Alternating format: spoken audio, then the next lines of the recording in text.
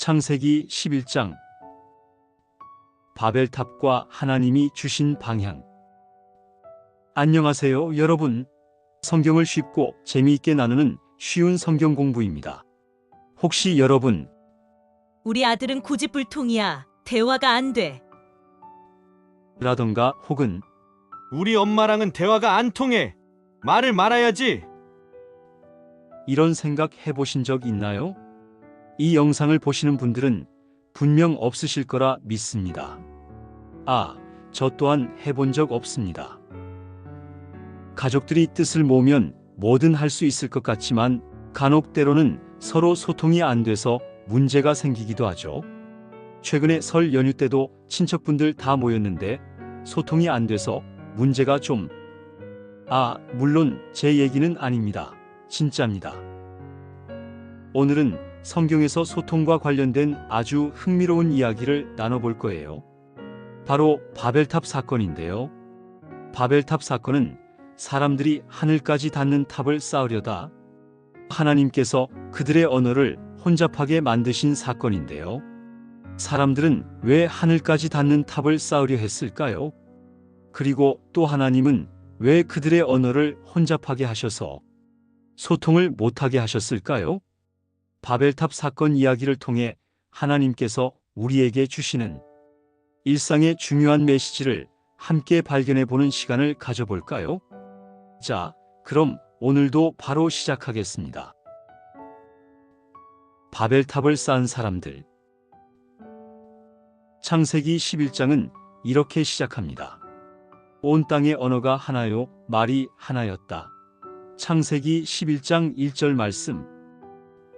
이 말은 즉 예전에는 모든 사람들이 같은 언어를 사용하며 함께 살았다는 것을 보여줍니다. 어린 아이들이 들으면 영어 학원 안 가도 된다고 좋아할 수도 있겠네요.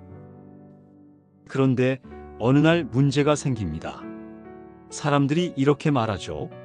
자, 벽돌을 만들어 견고히 굽자. 자, 성읍과 탑을 건설하여 그 탑 꼭대기를 하늘에 닿게 하여. 창세기 11장 3절부터 4절까지 말씀. 여러분, 여기서 사람들의 진짜 의도가 뭔지 아시겠나요? 그들은 단순히 건물을 짓고 싶었던 게 아니에요. 성경 속 사람들은 우리 이름을 내자 라고 했어요. 그 말인즉 우리가 하나님 없이도 대단한 존재가 될 수 있어 라고 생각한 거죠. 오늘날에도 이런 모습이 특히 많은데요. 예를 들어 내 힘으로, 내 능력으로 더 성공해야 해 라든지 나를 더 유명하게 만들 거야 라는 생각은 바벨탑을 쌓던 사람들과 같은 생각이라고 볼 수 있죠. 혹시 여러분은 삶에서 무엇을 가장 중요하게 여기고 있나요?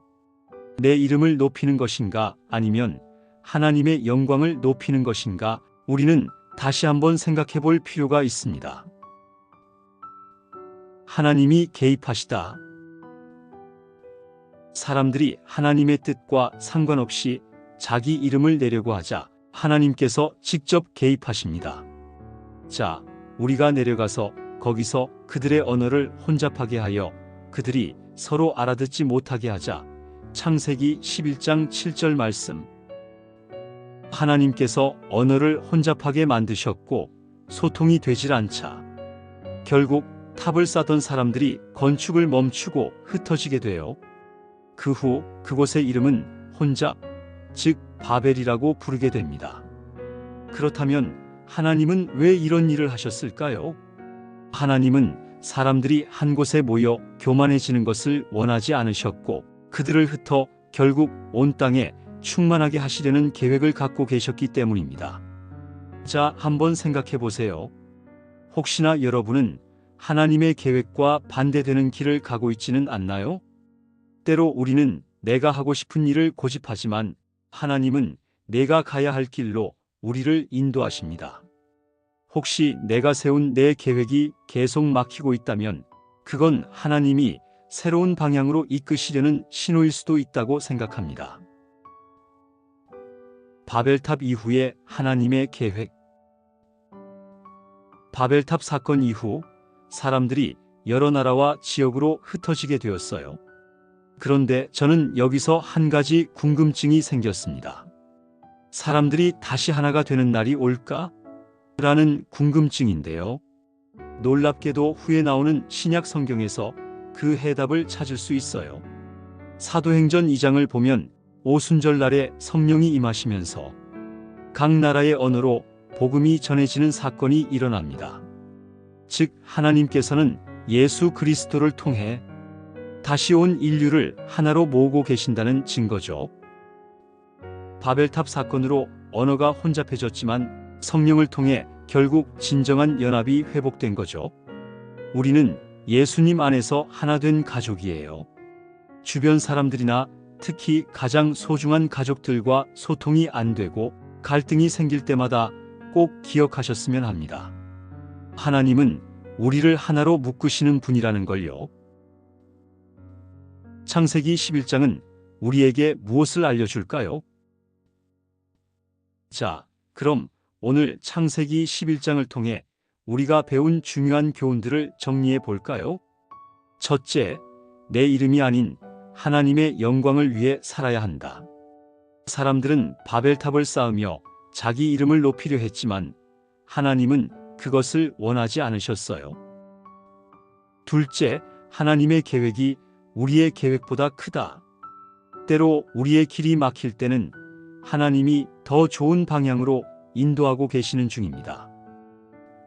셋째, 예수님 안에서 우리는 하나가 될 수 있다. 바벨탑에서 갈라진 인류는 결국 성령을 통해 다시 연합할 수 있어요. 여러분은 지금 어떤 길을 가고 계신가요? 혹시 하나님의 뜻과 반대되는 방향으로 가고 있지는 않나요? 아니면 하나님께서 새로운 길을 열어주시려고 하시는데 너무 내가 세운 내 계획에만 집중하고 계시지는 않나요? 이제는 우리의 방향을 점검해야 할 때입니다. 하나님께 우리의 길을 맡겨보시길 바랍니다.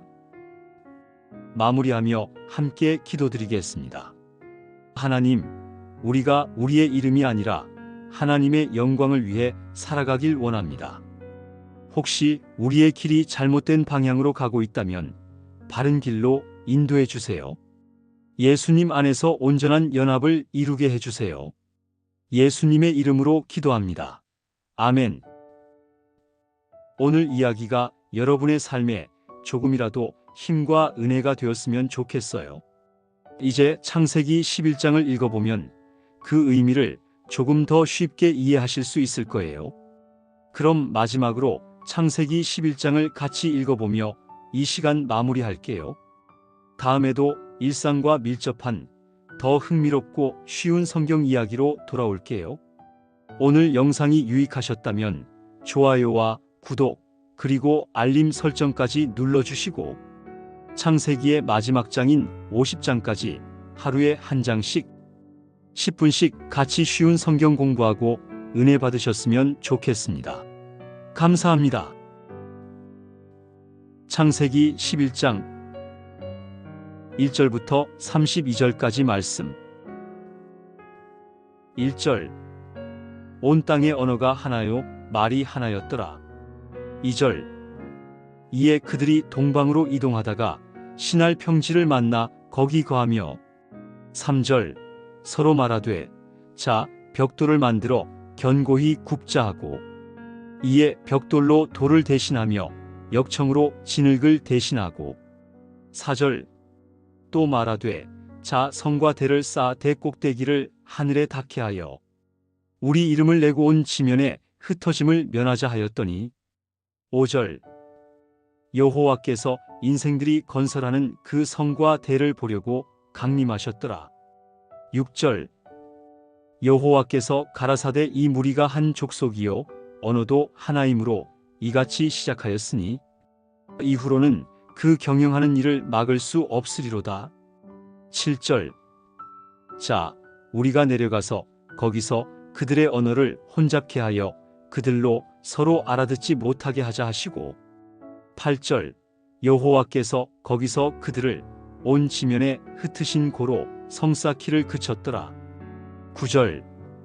그러므로 그 이름을 바벨이라 하니 이는 여호와께서 거기서 온 땅의 언어를 혼잡케 하셨음이니라. 여호와께서 거기서 그들을 온 지면에 흩으셨더라. 10절 셈의 후예는 이러하니라.